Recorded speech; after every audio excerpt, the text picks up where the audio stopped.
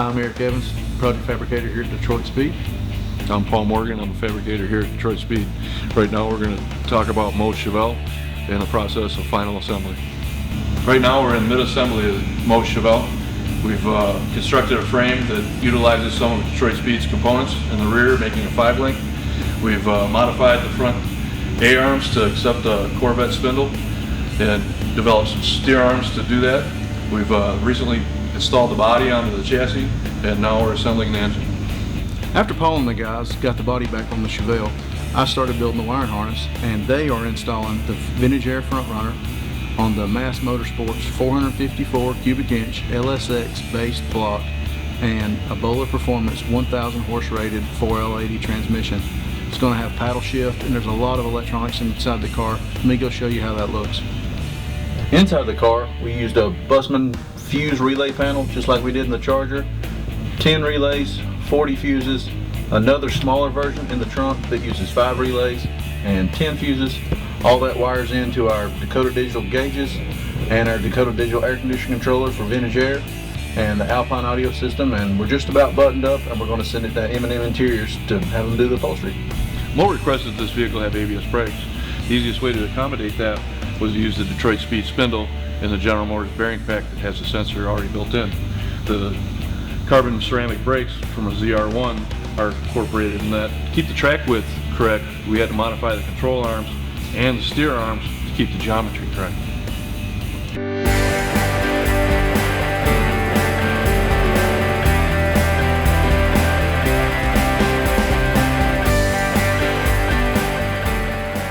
Hi, I'm Mark McDonald with Detroit Speed and Engineering. Today we're going to talk about Ronnie Burr's 1969 Camaro. Alright, as you can see, there's a lot of fabrication going on inside of the car. We replaced the floor pan, the outer rockers, rear frame rail, and rear floor pan. We also added a transmission tunnel that's larger to accommodate the T56 Magnum. Also added our subframe connectors, our deep tub kit, and the Quadrolink kit for a first gen Camaro. Also, you'll see our 4-point cage kit with the harness bar. Alright, let's roll around to the front of the car and we'll check out under the hood. Alright, as you can see, we got a lot of stuff going on under the hood. This is our Mass LS7 dry sump engine. The dry sump engine using the external oil tank that we've mounted over here in the inner fender and core support area. And also you'll see custom made air cleaner. We came up with this to accommodate the cowl induction hood that we already have for the car. And after we get a few more things done under the hood, we're going to move on to the exhaust system. As you can see, this car has a custom 3-inch stainless exhaust system. It comes from our LS conversion headers for the subframe back to the Holley Blackheart mufflers over the rear end housing and around our 1000 series super tank. And you'll see they're flush to the bottom of the rocker for a clean finish.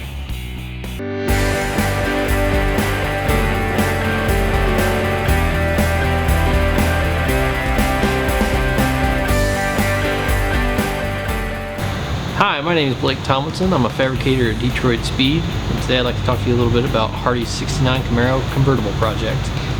On the firewall, we could have used the DSE AC delete plate that welds to the car, but instead we decided to use our bolt-in AC delete plate because we like the aesthetics and the character that it added to the firewall.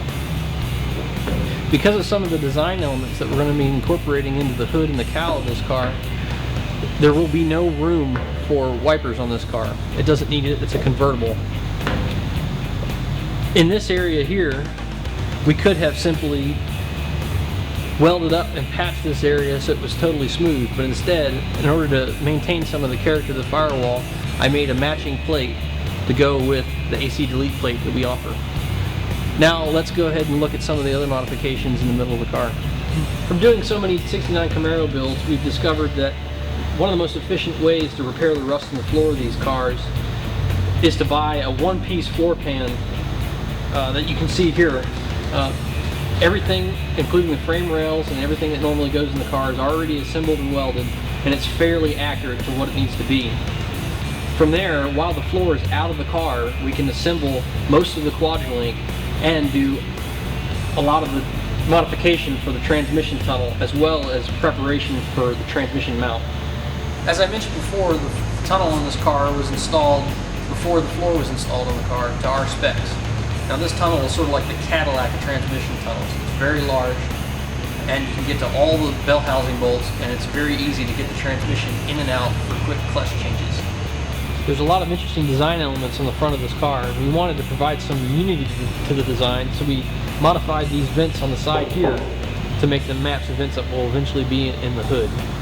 Now this vent here I was able to shape off with the quarter off the car, which is a luxury you don't often have. Now inside this hole here, we have a CAD designed 3D printed vent that will be in here in the future.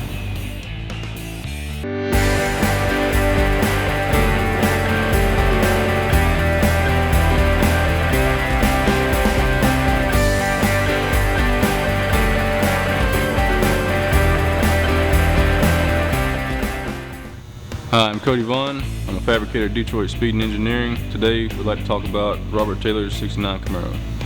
As you can see here, when the car came in, we want to definitely make sure that all the gaps on the hoods and doors were all fit correctly. And we're also going to tug the front and rear bumpers. And we're going to go inside and check out the Detroit Speed products that we installed. When the car came in, we realized we had to replace the whole floor pan. So after we replaced the whole floor pan, went ahead and modified the tunnel for the T56. Also, after that, we installed all the DSC products like the subframe connectors, quadrillink pockets, the mini tubs, roll cage. We also custom made speaker boxes for kick panels and the rear package tray. With the performance that he was going to get out of this car, we went in and installed the DSC 4-link setup. Also have the DSC coilover shocks attached to the DSC 9-inch rear end. And with the engine package that he got, we also installed the Super Tank 1000 series.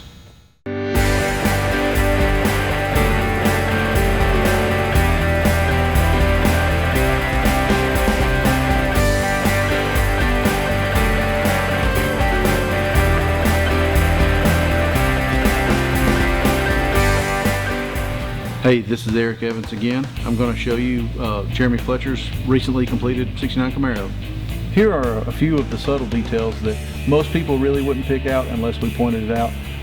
First off, Mark narrowed and tucked the front bumper, and then he actually welded the lower body panel to the fender to fill the seam that's normally here, and we sent the bumper and the marker lights to advanced plating for chrome plating. Under the hood, we have a Mass Motorsports Black Label 427 connected to a Bowler T56 transmission with a center force diad dual disc clutch. It's all in our hydroform subframe. This car pretty much has our whole Detroit Speed catalog on it with fender braces, booster master cylinder, calico coatings coated our headers, and we have Mark who built this really awesome air intake with the air filter in the left front fender, and I cut the Mass Motorsports engine harness up and cosmetically made it look like we always do.